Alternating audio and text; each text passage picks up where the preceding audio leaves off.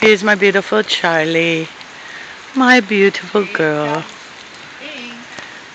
Hi, Ink. Hi, beautiful. Hello, beautiful. Want a grape? That's a good girl. Hello.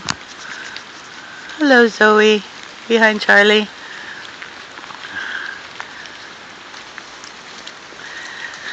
Well, we're just waiting for Charmaine to come.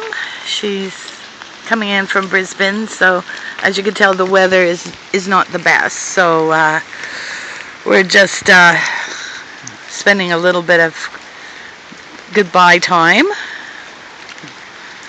I've gotten a few texts from people saying that, to good luck to them and everything. So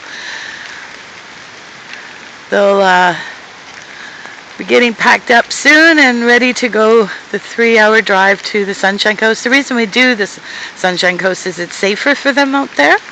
There's less things for them to get into, and that's where we try to release all our bats if possible. So